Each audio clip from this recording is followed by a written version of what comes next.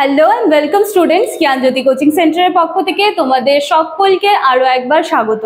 আমি তোমাদের মেজর এডুকেশনের পেপার 3, পেপার 4, পেপার 5 এর সিলেবাস কিন্তু আলোচনা করিয়ে দিয়েছি এবং আশা করছি 3, 4, 5 পেপারের সিলেবাস নিয়ে আর কোনো রকম তোমাদের কনফিউশন নেই।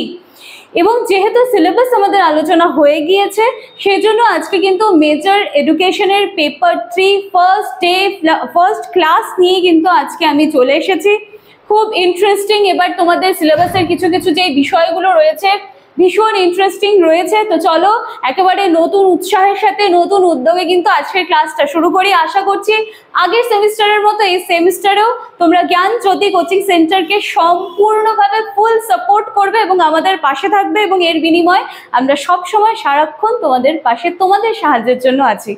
কথা না বাড়িয়ে আজকের আলোচনায় শুরু করার আগে আমি একটুখানি তোমাদেরকে একটা ছোট্ট ইনফরমেশন দিয়ে একেবারেই কিন্তু আজকের আমার আলোচনার বিষয়ে চলে আসব। তোমরা কর্নারে এখানে দুটো নাম্বার দেখতে পাচ্ছ। এই নাম্বার দুটি হলো আমাদের জ্ঞানজ্যোতি কোচিং সেন্টারের অফিসিয়াল হেল্পলাইন নাম্বার। এই দুটি নাম্বারের মধ্যে যে কোনো একটি নাম্বারে কল করে কিন্তু তোমরা অনায়াসে আমাদের সাথে যুক্ত হয়ে যেতে পারছো। এছাড়া তোমাদের নিশ্চয়ই কোর্স ফি রিলেটেড অনেক কোয়ারিজ থাকবে যে ম্যাম কোর্স ফি কি আছে না আছে। আমি বলবো সমস্তটাই তোমরা এই দুটো নাম্বারের মধ্যে যে কোনো একটি নাম্বারে কল করবে এবং তোমাদের যা যা কোয়ারিজ আছে পুরোটাই কিন্তু তোমরা ফুলফিল করে নিতে পারবে। ঠিক আছে, চলো আর কথা না বাড়িয়ে আজকে আমাদের আলোচনার বিষয় যেটা আছে আমি শুরু করছি। এবং দেখো আমি তোমরা অনেকেই বলেছো যে ম্যাম তোমাদের যে মানে সিলেবাসটা যেটা আছে সেটা ইংলিশে দেওয়া আছে এবং অনেকের কিন্তু অসুবিধাই হচ্ছে। হওয়ার কথা, কোনো প্রবলেম নেই, অসুবিধা হলে তো সেটাকে সলভ করতে হবে। বলেছো যে সেগুলোর একটু বাংলা টার্মগুলো বলে দিলে খুব সুবিধা হয়। তো সেই মতোই কিন্তু আজকে তো আমার ফার্স্ট ডে ফার্স্ট ক্লাস, এবং এখন থেকে যতদিন পর্যন্ত আমার এই সেশনের ক্লাস চলবে আমি কিন্তু প্রত্যেকটা টার্মকে চেষ্টা করব বাংলায় করে দেওয়ার, যাতে তোমাদের বাংলায় থাকলে তো অবশ্যই কোনো অসুবিধা হওয়ার কথা না, বা ইংলিশে থাকলেও সেটা তোমরা বাংলার মানেটা কি বুঝতে পারবে। চলো কথা না বাড়িয়ে শুরু করছি। তাহলে আজকে আমাদের আলোচনার বিষয় হচ্ছে ফিলোসফিক্যাল ফাউন্ডেশন অফ এডুকেশন। এটার বাংলা কি? শিক্ষার দার্শনিক ভিত্তি। ঠিক আছে, এই হলো মুদ্রা কথা। এবার এটার মধ্যে আমি বলেছিলাম ইউনিট 1, 2, 3, 4 দেওয়া আছে। চলো ইউনিট 1 নিয়ে আজকে শুরু করছি। ইউনিট 1-এ কি দেওয়া আছে? Indian schools of philosophy. ঠিক আছে, ইন্ডিয়ান স্কুলস অফ ফিলোসফি। এবং এটার মধ্যে আজকের আমার মেইন আলোচনার বিষয় হচ্ছে সাংখ্য দর্শন বা সংখ্যা দর্শন। ঠিক আছে, আচ্ছা দেখো এই যে সাংখ্য দর্শন বলো, ন্যায় দর্শন বলো বা যোগ দর্শন বলো, এই সমস্ত কিছুকে জানার আগে কিন্তু তোমাকে জানতে হবে যে আমাদের ভারতীয় দর্শনটা কি। এর আগের যারা সেশনে আমার স্টুডেন্টসরা ছিলে তারা কিন্তু জানো যে আমি কখনো কোনো বিষয়কে একেবারে জাম্প করে যাই না। আমি চাই সেটা যেখান থেকে এসেছে বা সেখান থেকে উৎস হচ্ছে তাকে একটুখানি জানতে, তারপর তার রিলেট করে বাকি যারা আছে তাদেরকে জানতে। তো সেই কথা মতোই আজকে কিন্তু আমি একেবারে ডাইরেক্ট সাংখ্য দর্শনে কিন্তু আমি জাম্প করবো না। প্রথমে আমাদেরকে একটু জানতে হবে যে আমাদের ভারতীয় দর্শনটা কি। ঠিক আছে, দেখো আমাদের যে ভারতীয় দর্শনটা রয়েছে সেটা কিন্তু ভীষণ প্রাচীনতম একটা দর্শন। ঠিক আছে, ভীষণ বৈচিত্র্যপূর্ণ এবং প্রাচীনতম একটা দর্শন। এবং এই দর্শনের মধ্যে আমরা দেখতে পাই যে এখানে জীবনের লক্ষ্য, মার্গ দর্শন, আত্ম উপলব্ধি, এই সমস্ত কিছুর কথা কিন্তু ভারতীয় দর্শনে দেওয়া আছে। এবং এই যে ভারতীয় যে দর্শন আছে এই নিয়ে কিন্তু অনেকের মধ্যে অনেক রকমের মত পার্থক্য কিন্তু রয়েছে। থাকারই কথা, যদি সেটা খুব ফেমাস হয় বা খুব যদি আলোচিত হয় তাহলে কিন্তু মানে নানান জনের নানান ধরনের মতামত দেওয়া থাকে এবং সেখানে কিন্তু নানান ধরনের মত পার্থক্য হতেই পারে। আচ্ছা, এই প্রসঙ্গে আমি একটু বলে রাখি যে অধ্যাপক সুরেন্দ্রনাথ দাশগুপ্ত এই প্রসঙ্গে মন্তব্য করেছিলেন যে ইউরোপের যে দর্শন আছে সেখানে মানে ইউরোপের দর্শনের যে ইতিহাস যেভাবে রচিত হয়েছিল বা যেভাবে রচনা করা সম্ভব হয়েছিল সেখানে দাঁড়িয়ে কিন্তু ভারতের মানে ভারতীয় দর্শন যেটা রয়েছে সেই ভারতীয় দর্শনের ইতিহাস রচনার প্রচেষ্টা কিন্তু সম্ভব নয় বা করে ওঠা সম্ভব হয়নি। কারণ বলা হয়েছে যে সুপ্রাচীন কাল থেকে ইউরোপে একের পর এক দার্শনিকরা এসেছেন এবং আসার পরে তারা দর্শন প্রসঙ্গে কিন্তু নিজেদের একেবারে স্বাধীন যে চিন্তাধারা রয়েছে সেটা কিন্তু ব্যক্ত করেছেন। কিন্তু ভারতীয় দর্শনের ক্ষেত্রে আমরা দেখতে পাচ্ছি যে এটা এমন একটা যুগের মানে সম্প্রদায়গুলি সূত্রপাত হয়েছিল যেখানে ঐতিহাসিকদের যে মত ছিল সেটা কিন্তু মানে ভীষণ সামান্য ছিল, সেইভাবে কিন্তু কোনো মত পাওয়া যায়নি। তাহলে ভারতীয় দর্শন হিসেবে তুমি বলতে পারো যে এটা খুব সুপ্রাচীন বৈচিত্র্যপূর্ণ একটা দর্শন, এবং সেইভাবে কিন্তু এই ভারতীয় দর্শনের ইতিহাস রচনা করা কিন্তু সম্ভব হয়নি। এই হলো তোমাদের একটুখানি করে জানা হয়ে গেল যে ভারতীয় দর্শন কি। এরপর তোমাদের যেটা দিয়েছে ইউনিট 1-এ সাংখ্য দর্শন, ঠিক আছে। এবার দেখো তো এই সাংখ্য দর্শনটা কোথার থেকে কি ভাবে আসছে সেটা একটু আলোচনা করছি। হ্যাঁ, দেখো ভারতীয় দর্শন সম্প্রদায়, এটাকে যদি দুভাগে আমি বিভক্ত করি, দুটা আমি ভাগ পাবো। আমি হয়তো ফ্রেম থেকে বেরিয়ে যাব, অসুবিধা নেই, তোমরা আমার কথার সাথে সাথে এখানে মেলাও। ভারতীয় দর্শনের দুটো ভাগ আমরা পাবো, একটা হচ্ছে আস্তিক বা বৈদিক দর্শন এবং আরেকটি আছে নাস্তিক বা অবৈদিক দর্শন। দেখবে তোমাদের সিলেবাসের মধ্যে বৈদিক আর নন বৈদিক কিন্তু দেওয়া আছে, ঠিক আছে, সেটার সাথে মিলাবে, মিল খুঁজে পাবে। এরপরে এই যে আস্তিক বা বৈদিক যে দর্শন রয়েছে সেটাকে আবার দুটো ভাগে কিন্তু ভাগ করা হয়েছে, আমরা দেখতে পাচ্ছি। কি কি? একটা হচ্ছে বেদের অনুগত দর্শন এবং আরেকটি হচ্ছে বেদ স্বতন্ত্র দর্শন।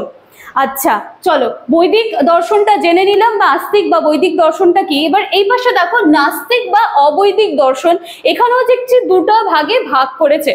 একটা হচ্ছে চরমপন্থী দর্শন এবং আরেকটা হচ্ছে নরমপন্থী দর্শন। বেশ, এরপরে এই যে দেখো বেদের যে অনুগত দর্শন সেটাকে আবার দুটো ভাগে ভাগ করা হয়েছে। একটা হচ্ছে পূর্ব মীমাংসা বা মীমাংসা দর্শন এবং আরেকটা হচ্ছে উত্তর মীমাংসা বা বেদান্ত দর্শন। এবং এই যে চরমপন্থী দর্শন যেটা আছে, চরমপন্থী দর্শনের মধ্যে কিন্তু আমরা চার্বাক দর্শন পাচ্ছি, বৌদ্ধ দর্শন পাচ্ছি, এবং নরমপন্থী দর্শনের মধ্যে চলে আসছে জৈন দর্শন। এবং এই তিনটা দর্শন কিন্তু তোমাদের সিলেবাসে আছে, এই তিনটা দর্শন আমাদেরকে কভার করতে হবে। তাহলে যখন আমরা চার্বাক, বৌদ্ধ দর্শন, জৈন দর্শন এগুলো নিয়ে আলোচনা করব, তখন ঠিক তোমাদের মনে পড়ে যাবে এই চার্বাক দর্শন এবং বৌদ্ধ দর্শন কিন্তু চরমপন্থী দর্শন থেকে এসেছিল এবং জৈন দর্শন এসেছিল নরমপন্থী দর্শন থেকে, ঠিক আছে। আচ্ছা, এইবারে দেখো এখানে যখন আমি আস্তিক বা বৈদিক দর্শনকে দুটি ভাগে ভাগ করলাম, আমি পেলাম যে বেদের অনুগত দর্শন এবং বেদ স্বতন্ত্র দর্শন। এবার এই যে বেদ স্বতন্ত্র দর্শন, সেইখান থেকে কিন্তু আমাদের এসেছে সাংখ্য দর্শন, ন্যায় দর্শন, যোগ দর্শন এবং বৈশেষিক দর্শন। এবং এর মধ্যে তোমাদের সাংখ্য দর্শন, ন্যায় দর্শন এবং যোগ দর্শন কিন্তু এবারে সিলেবাসে আছে। এই তিনটা কিন্তু আমাদেরকে এবারে কভার করতে হবে।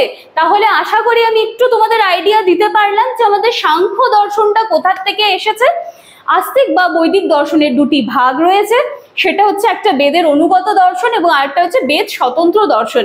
সেই স্বতন্ত্র দর্শন থেকে আজকে তোমাদের আলোচনার বিষয় সাংখ্য দর্শন কিন্তু এসেছে, ঠিক আছে। আচ্ছা চলো, এবার তো আমরা একটু বুঝতে পারলাম সাংখ্য দর্শন কোথা থেকে এলো, তার অরিজিনটা কি বা কোন স্টেপ বা কোন ভাগ থেকে সেটা এলো। এইবার একটু আমরা জানবো যে সাংখ্য দর্শনটা কি। আজকে জাস্ট সাংখ্য দর্শনের সাথে একটু পরিচয় হব, ঠিক আছে। এবারে কালকে আমরা সাংখ্য দর্শনের যে আস্তে আস্তে যখন আমি এগোবো, আমি বলবো যে পুরুষ, প্রকৃতি, এই সমস্ত জিনিসগুলো আছে, সার কথা বা মূল কথা, এগুলোর সাথে কিন্তু আবার কালকে আমরা ডিটেলসে পরিচিত হব। দেখো প্রথম দেখায় যখন আমরা মানুষের সাথে একটু নাম পরিচয় জানি, বাড়িঘর জানি, সেরকমই আজকে সাংখ্য দর্শনের সাথে একটু পরিচয় হব। তারপরে কালকে একেবারে সাংখ্য দর্শনের ব্যাপারে কিন্তু আমরা ডিটেলসে জানবো। দেখো সাংখ্য দর্শন, ঠিক আছে, এক্ষেত্রে কি বলা হচ্ছে যে মহর্ষি কপিল মুনি ছিলেন সাংখ্য দর্শনের প্রবক্তা বা প্রতিষ্ঠাতা কিন্তু বলা যেতে পারে, ঠিক আছে। আদি বিদ্যান, তোমরা আশা করি দেখতে পাচ্ছ আমি যে পয়েন্টগুলো লিখেছি, নয়তো একটু জুম করে দেখে নিও। দেখো দ্বিতীয় নম্বর পয়েন্টে আমি রেখেছি যে আদি বিদ্যান নামে খ্যাত কপিল মুনি রচিত সাংখ্য সূত্র এই দর্শনের কিন্তু প্রথম গ্রন্থ, এই দর্শনের কিন্তু প্রথম গ্রন্থ আদি বিদ্যান। এইবারে দেখো এই যে সাংখ্য দর্শন যে আছে, নিশ্চয়ই এটার কিছু সমর্থকরা রয়েছেন, তাদের নাম তোমাদেরকে জানতে হবে। কারা রয়েছেন? পণ্ডিত ঈশ্বর কৃষ্ণ, গৌড়পাদ, বাচস্পতি, বিজ্ঞান ভিক্ষু এবং অনিরুদ্ধ। এনারা ছিলেন কিন্তু সাংখ্য দর্শনের সমর্থক, ঠিক আছে।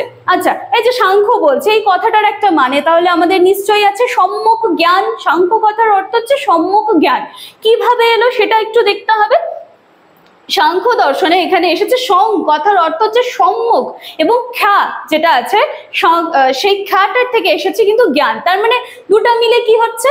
সম্যক জ্ঞান হয়ে যাচ্ছে। সাংখ্য দর্শন কথার অর্থ হচ্ছে সম্যক জ্ঞান, ঠিক আছে। এবং 5 নম্বর পয়েন্টে আছে এই যে সম্মুখ দর্শন যেটা আছে সেখানে কিন্তু ঈশ্বরকে, ঠিক আছে, সেখানে কিন্তু ঈশ্বরকে নিরীশ্বরবাদী বলা হয়েছে বা নিরীশ্বরবাদী দর্শন কিন্তু বলা হয় এই সাংখ্য দর্শনে। এবং ঠিক আছে, এবং এখানে বলা হয়েছে যে কপিলের যে সাংখ্য দর্শন সেখানে কিন্তু ঈশ্বর যিনি রয়েছেন সেখানে কিন্তু সেটাকে নিবৃত করা হয়নি। আচ্ছা, 6 নম্বর পয়েন্টটা খুব ইম্পর্টেন্ট, দেখে নাও। এই যে সাংখ্য দর্শন যেটা আমরা আলোচনা করছি সেটার কিন্তু সার কথা বা মূল তত্ত্ব বলতে পারো সেটা হচ্ছে দুটা, একটা হচ্ছে পুরুষ এবং আরেকটি হচ্ছে প্রকৃতি। পুরুষ মানে কি? পুরুষ মানে হচ্ছে চেতনা বা আত্মা, চেতনা বা আত্মা, ঠিক আছে, যেটা হচ্ছে একেবারে স্বাধীন, যেটা হচ্ছে মুক্ত, এটাকে কিন্তু কখনো তুমি ধরে বেঁধে রাখতে পারবে না, পুরুষ, ঠিক আছে, মনে রাখবে এটা স্বাধীন মুক্ত। এবং আরেকটি রয়েছে প্রকৃতি। প্রকৃতি কি? যেখানে আমরা মানুষের মন, আবেগ সহ প্রকৃতির যেই বস্তুগুলো রয়েছে এই সমস্ত কিন্তু আমরা প্রকৃতিতে পাবো। এবং আমরা যখন পুরুষ দেখলাম সেখানে দেখলাম যে পুরুষ কিন্তু একেবারে স্বাধীন, কিন্তু প্রকৃতিতে আমরা দেখছি এটা কিন্তু নিষ্ক্রিয় এবং অচেতন, নিষ্ক্রিয় এবং অচেতন। আচ্ছা দেখো, এই যে প্রকৃতিটা যেটা আছে সেটা কিন্তু 3টা জিনিসের ব্যালেন্স করে নিয়ে তৈরি হয়েছে, পাতি ভাষায় বলতে গেলে বলতে পারো। কোন 3টা জিনিস দেখো তো? সত, রজ, তমস বা তম, ঠিক আছে, সত, রজ, তমস বা তম। তাহলে আজকে আমি একটুখানি তোমাদের চেষ্টা করেছি দর্শনের সাথে পরিচয় করার, তারপরে আমাদের যেটা আলোচনার বিষয় ছিল সাংখ্য দর্শন তার সাথে একটু পরিচয় করিয়ে দেওয়ার চেষ্টা করলাম যে প্রবক্তা বা প্রতিষ্ঠা কে ছিলেন, বা এই যে সাংখ্য দর্শন, এই সাংখ্য দর্শনের সমর্থকরা কারা ছিল, তার সার কথা বা মূল তত্ত্ব কি, ইভেন সাংখ্য দর্শন এই কথাটার মানে কি, সম্মুখ জ্ঞান কিভাবে এসেছে সেটাও সমস্ত কিছু আমি একটু আলোচনা করে দিয়েছি। আজকে কিন্তু আমাদের সাংখ্য দর্শনের সাথে একটু পরিচয় হয়ে গেল। এবার কালকে এর ব্যাপারে কিন্তু একেবারে আমরা আবার ডিটেলসে আলোচনা শুরু করব। আশা করি আজকের ফার্স্ট ডে ফার্স্ট ক্লাস তোমাদের ভালো লেগেছে। ভালো লাগলে কিন্তু তোমাদের ভ্যালুয়েবল কমেন্টস এর আশায় আমরা সবসময় থাকি। তোমাদের কমেন্টস গুলো আমাদের আরো ভালো ভালো কাজ করার জন্য কিন্তু সব সময় আমাদেরকে উৎসাহিত করে। তো চলো আমি আর বেশি কথা বলবো না, আজকের ক্লাসটা ভালো করে দেখে নিও। আমি একটু সরে যাচ্ছি, পারলে তোমরা এটা কিন্তু স্ক্রিনশট নিয়েও রেখে দিতে পারো, তাহলে এর পরবর্তীতে যখন আমি আলোচনা করব তোমরা খাতায় এটাকে পুরোটা সুন্দরভাবে একটু লিখে নেবে এবং খাতায় কিন্তু সেখান থেকে তোমরা দেখে দিতে পারো এই ভাগগুলো, ঠিক আছে। চলো আজকের ক্লাসটি এইটুকুই থাকছে। ভালো লাগলে লাইক, কমেন্ট, শেয়ার, সাবস্ক্রাইবের আশা থাকলাম। দেখা হচ্ছে নেক্সট দিনের ক্লাসের ডিটেলস নিয়ে। Thank you.